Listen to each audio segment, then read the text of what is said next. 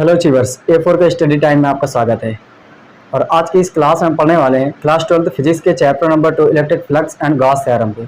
और Gauss theorem के आज हम एप्लीकेशन नंबर 2 के बारे में हम डिस्कस करने वाले हैं।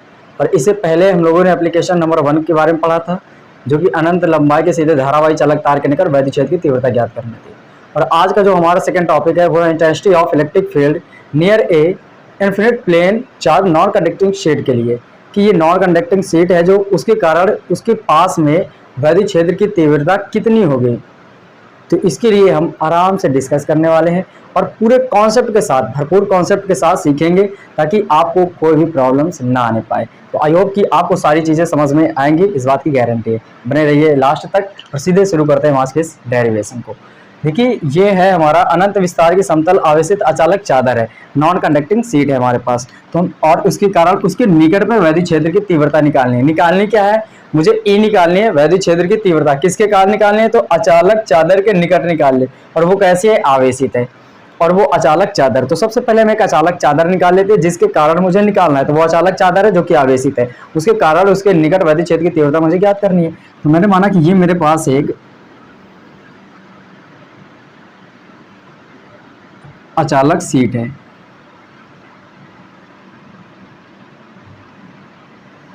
ठीक है, ये मैंने एक अचालक शीट बना ली और इसमें एक समान रूप से प्लस क्यू आवेश फैला है।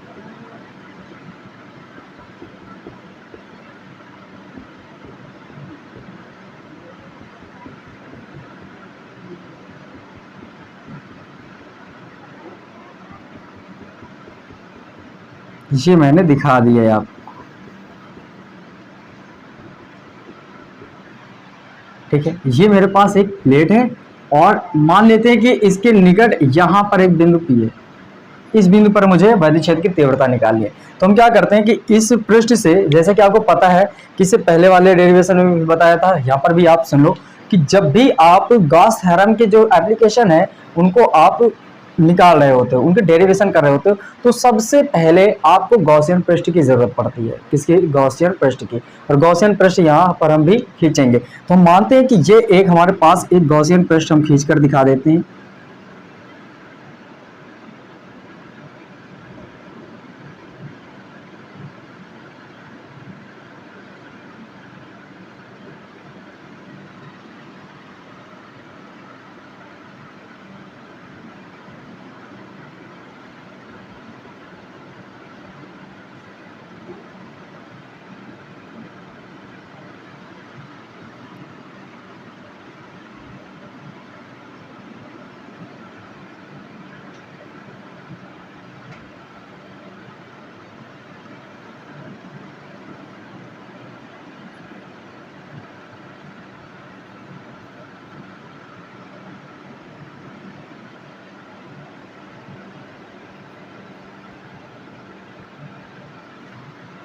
ये मेरे पास एक गॉसियन पृष्ठ बन गया है। ये बेलनाकार गॉसियन पृष्ठ है।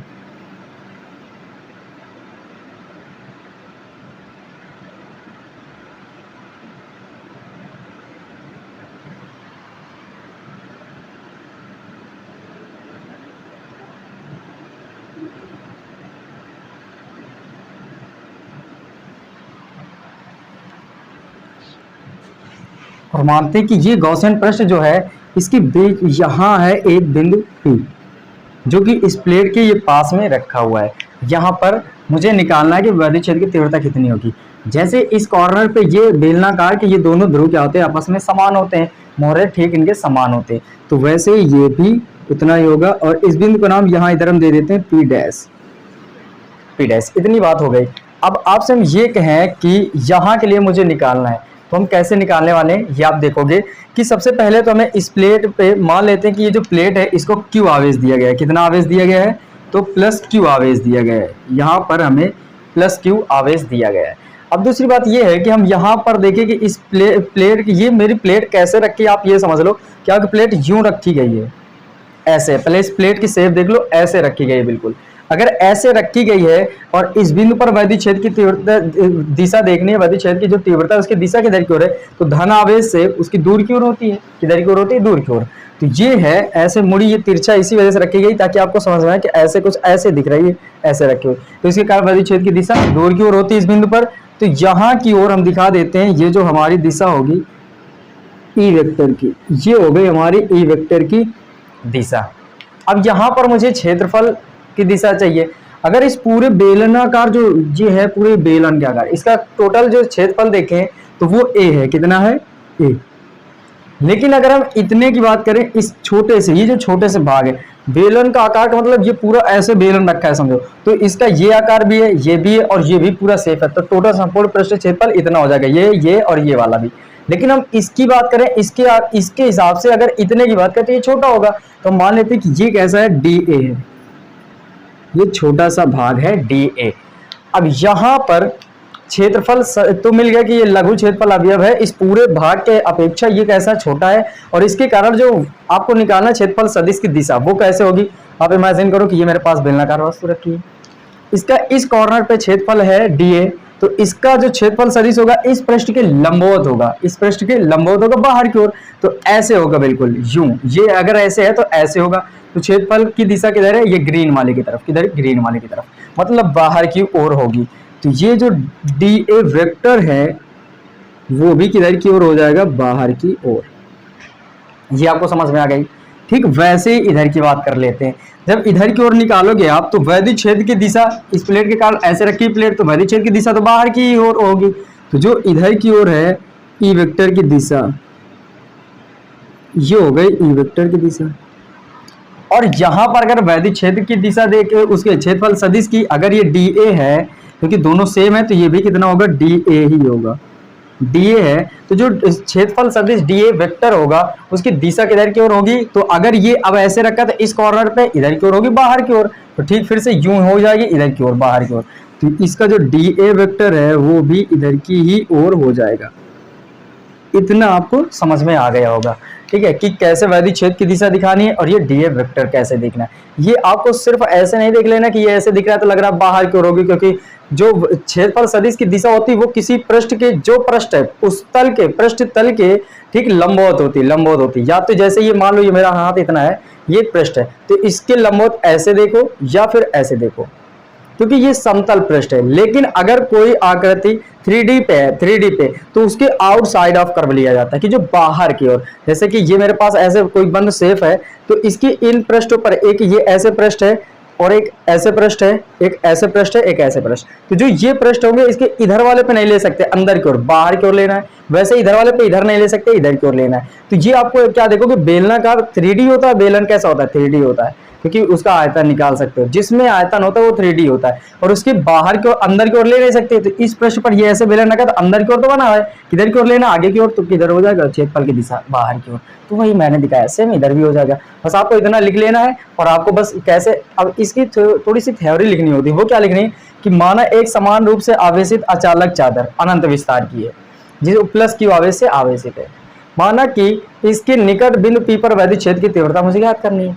इस बिंदु पी से होकर एक बेलनाकार गोलीय गॉसियन पृष्ठ खींच लेते हैं, बेलनाकार गॉसियन पृष्ठ खींचते हैं, और क्या लिखते हैं कि जो इसके डी ए वेक्टर, ये डी ए है और ये डी है, ये डी ए इस गोली जो गॉसियन पृष्ठ है इसके लघु क्षेत्रफल अवयव है, लघु क्षेत्रफल अवयव है। और फिर क्या निकालेंगे हम?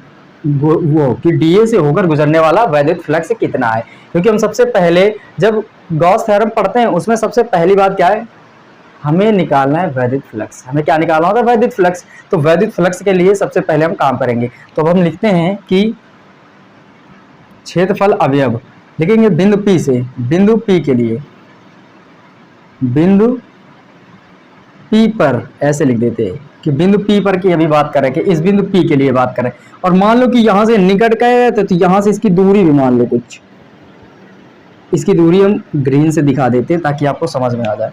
बाद में आप देखोगे कि इस दूरी से कोई खास मतलब है नहीं, ये है आर दूरी, ठीक है। प्लेट आपकी ये मत समझना कि यहाँ से दूरी मापेंगे, प्लेट यूं रखी है आपको, इस पे प्लेट अगर हम ऐसे रख के दिखाएंगे तो सोचो तुम्हें हम प्लेट दिखाई नहीं सकते, तो आपको ऐसे हल्की सी ऐसे रख के दिखाई गई है, तो इस वजह से जब ऐसे रखोगे तो उसके सेंटर से मापते हैं यहाँ से दूरी, तो ये टोटल यहाँ से यहाँ तक की दूरी कितनी है, स्मॉल आर। हम ये लिखते हैं बिंदु P के लिए, और उतनी दूरी इधर भी है, ये आपको मान के चलना है। अब बिंदु P के लिए हम बात कर रहे हैं तो लिखेंगे DA से होकर गुजरने वाला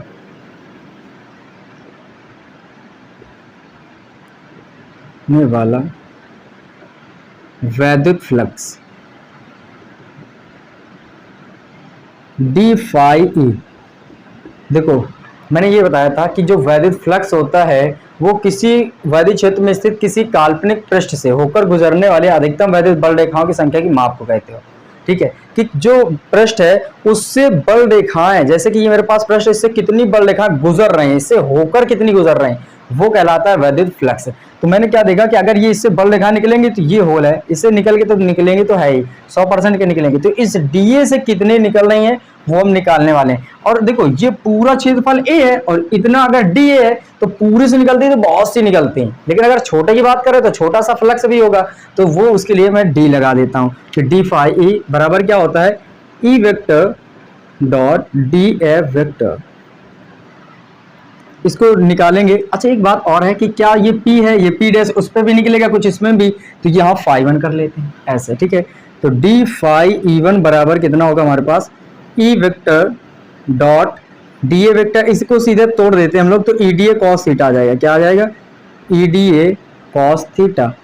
अब चूंकि थीटा की बात करते हैं तो जीरो अंश है, क्यों, ये जो थीटा होता है ये थीटा जो वैद्युत क्षेत्र सदिश है और क्षेत्रफल सदिश है उन दोनों के बीच का कोण है।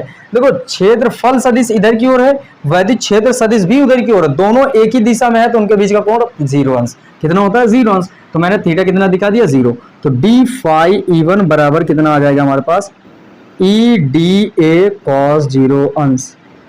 तो जो डी फाई ई वन की वैल्यू है वो क्या आएगी, ई डी ए, क्योंकि cos जीरो की वैल्यू कितनी होती है, एक। इसको समीकरण नंबर एक मानते हैं हम लोग। फिर इसी तरह हम क्या निकालेंगे, बिंदु P डैश पर, क्या लिखेंगे, बिंदु P डैश पर, बिंदु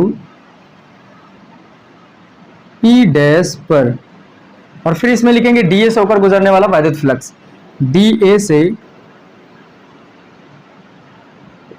होकर गुजरने वाला वैद्युत फ्लक्स, से होकर गुजरने वाला वैद्युत फ्लक्स। और यहां के लिए D phi E two use करेंगे हम लोग, D phi E two equal क्या होगा, E vector dot D A vector. अब यहां से तोड़ेंगे इसको तो E D A cos theta आएगा, E D A cos theta. Theta यहां पर भी कितना होने वाला है, जीरो, क्योंकि दोनों एक ही दिशा में, और एक ही दिशा में दो सदिश होंगे तो उनके बीच का कोण जीरो होता है। तो यहां से कितना आ जाएगा, डी फाई ई टू बराबर, ये कितना होगा, डी फाई ई टू बराबर ई डी ए कॉस जीरो अंश, और कॉस जीरो की वैल्यू एक होती है, कितनी होती है, एक। तो डी फाई ई टू बराबर ई डी ए, ये निकल के आ जाएगा ई डी ए, हमारे पास ये कितना आएगा, ई डी ए। इसको समीकरण नंबर 2 दे दो। अब इस पृष्ठ से कुल कितना गुजर रहा है वैद्युत फ्लक्स, उसके लिए हम बात करते हैं तो जितना इधर से गुजरे जितना इधर से गुजरे दोनों को ऐड कर दो। क्यों, क्योंकि वैद्युत फ्लक्स कैसी राशि है, अदिश राशि है। कैसी राशि होती है, अदिश राशि। और अदिश राशियों का जो कुल निकालते हैं वो बीजगणितीय योग के नियम से निकालते हैं। तो जो डी फाई ई आएगा वो आएगा D phi E one plus D phi E two. तो हम लिखेंगे कुल वैद्युत फ्लक्स, कुल वैद्युत flux D phi E two बराबर D phi E one plus D phi E two. और ये कहाँ के लिए, अभी लघु वाले के लिए, संपूर्ण वाले के लिए नहीं निकालने, कुल वैद्युत फ्लक्स निकालने जो डी फाई छोटा छोटा है उसके लिए। तो उसको डी फाई ई कर देते हैं, इसको क्या लिखेंगे, डी फाई। तो क्या हो जाएगा, D phi E one plus D phi E two, इससे प्लस इससे टोटल कितना निकल रहा है। तो ये जो डी फाई ई आएगा वो कितना आएगा, देखो डी फाई ई वन कितना है, ए डी ए लिख दिया मैंने, डी फाई ई टू भी कितना है, ए डी ए, ये भी लिख दिया। जो डी फाई ई आएगा वो कितना आएगा 2EDA के बराबर। ये रहा समीकरण नंबर 3। इसको आपको गौर से समझ लेना है, इसको, यही काम का है। अब आपसे ये कहा जाए कि जो इनसे होकर गुजरने वाला है वैद्युत फ्लक्स कितना है, तो वो मैंने देखा कि छोटा छोटा वैद्युत फ्लक्स इतना है। अब संपूर्ण पृष्ठ से होकर कितना गुजरेगा, तो हम इन्हीं का समाकलन कर देंगे, संपूर्ण समाकलन। तो लिखेंगे संपूर्ण पृष्ठ से होकर गुजरने वाला, होकर गुजरने वाला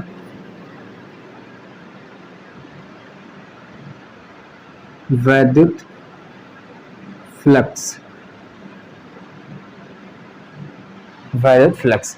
अब इसको हम लिखेंगे तो कैसे लिखेंगे, देखो ये जो चीज आई है इसी को हम किसमें, संपूर्ण समाकलन के चिन्ह के साथ लिख देंगे। तो इधर भी लिखेंगे ऐसे, ये है संपूर्ण समाकलन का चिन्ह। अब ये लिख देंगे इधर डी फाई ई बराबर, इधर भी ये चिन्ह लगाएंगे और ये लिख देंगे 2EDA। ठीक है। अब डी फाई ई, ये देखो जो डी फाई ई है इतने इतने से छोटे छोटा निकल रहा है, तो डी फाई और ये संपूर्ण से कितना निकलेगा, सोचो बड़ा सा भाग है और छोटे से भाग से डी फाई ई निकल रहा है छोटा सा, तो ये छोटा छोटा छोटा छोटा मिलाकर जब संपूर्ण के लिए निकालेंगे तो क्या निकल के आएगा, फाई ई। कितना आएगा, फाई ई। तो ये संपूर्ण के लिए कितना हो जाता है यहाँ से, फाई ई। तो इतने का पूरा मान कितना हो जाएगा, फाई ई बराबर, ये देखो ये 2E तो बाहर आएगा, इससे अपना कोई मतलब नहीं क्योंकि ये पहले से ही पूरा है। अब ये DA, देखो ये DA और ये क्या है, संपूर्ण समाकलन का चिन्ह और फिर A, इसका मतलब जो DA है उसका संपूर्ण भाग लो। अगर हम संपूर्ण भाग ले तो टोटल DA मिलाकर टोटल क्या बना देगा, पूरा A क्या बनाएगा, टोटल A। तो ये आ जाएगा A। इतनी बात समझ में आ गई आपको। अब यहां से मुझे क्या निकालना है, E निकालना है। तो हम ऐसा करते हैं 2A को इधर भेजेंगे, पहले फाई को गॉस का ये एप्लीकेशन है, गॉस थ्योरम का एप्लीकेशन है, तो गॉस थ्योरम का यहाँ यूज करो। अब तो फाई ई बराबर क्या होगा, Q बटे एप्सिलॉन नॉट, गॉस थ्योरम से। तो फाई को इससे रिप्लेस कर देंगे, यहाँ से आएगा Q बटे एप्सिलॉन नॉट इक्वल 2EA। अब मुझे निकालना क्या है, E, तो ये 2A इस एप्सिलॉन नॉट के साथ आएगा कि नहीं, क्योंकि ये ऊपर गुणे पे इधर आएगा तो बटे पे हो जाएगा।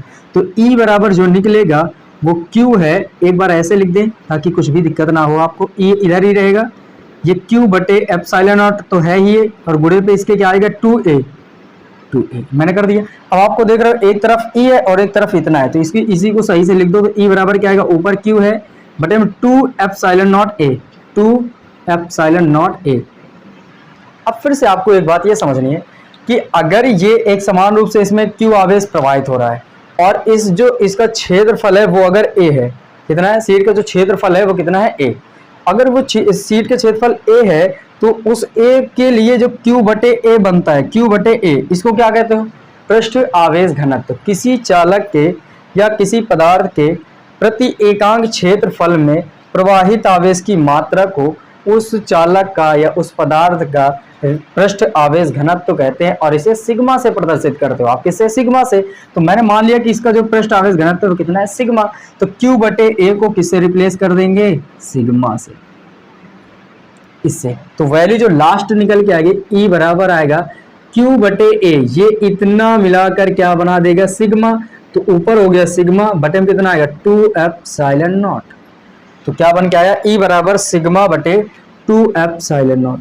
और यही हमारा फाइनल डेरिवेशन, ठीक है, कि ये है इसका फार्मूला कि E बराबर क्या होगा, सिग्मा बटे 2 एप्सिलॉन नॉट। तो आपने क्या देखा कि जो दूरी है वो यहाँ कहीं आ ही नहीं है, दूरी कहीं आ ही नहीं। इसका मतलब किसी अनंत विस्तार के समतल आवेशित अचालक चादर के लिए अगर हम नोट पॉइंट कुछ निकालें तो वो क्या है, पहला नोट पॉइंट, जो अनंत विस्तार के समतल आवेशित अचालक चादर के निकट वैद्युत क्षेत्र की तीव्रता होती है वो E जो होती है तो does not depend on R, जो उस दूरी होती है निकट की दूरी पर निर्भर बिल्कुल भी नहीं करता है, दूरी पर कुछ निर्भर ही नहीं करता है। अगर यहां से इतनी दूर ले रहे हो या इसके पास में थोड़ी सी भी दूरी कम भी कर दोगे तो वैद्युत क्षेत्र उतना ही एक समान माना जाता है लगभग, ठीक है। तो दूरी पर निर्भर नहीं करता, ये आपको बात पता चली। दूसरी बात ये है कि अगर हम यहाँ से देखें तो जो ई है वो प्रोपोर्शनल किसके है, सिग्मा के। ई किसके प्रोपोर्शनल है, सिग्मा की। कि अगर चादर का पृष्ठ आवेश घनत्व सिग्मा का मान बढ़ेगा तो वैधि छेद की तीव्रता बढ़ती जाएगी। ठीक है, ये बहुत बार क्वेश्चन आता है कि क्या अनंत विस्तार की समतल आवेशित अचालक चादर के निकट कुछ दूरी पर, थोड़ी निकट में ही है और कुछ दूरी पर जो अलग अलग बिंदु उन पर वैधि छेद की तीव्रता कैसी होगी, तो आप बोलोगे एक समान होगी, क्योंकि जो ई है वो आर पे डिपेंड नहीं कर रही है। ये आपको नोट पॉइंट याद रखने हैं और आई होप कि ये आपको सारी चीजें समझ में आई हैं। तो आज के लिए बस इतना ही करते हैं, फिर मिलते हैं हम नेक्स्ट वीडियो पे। तब तक के लिए लाइक करें, कमेंट करें, शेयर करें और सब्सक्राइब करना ना भूलें। Thank you.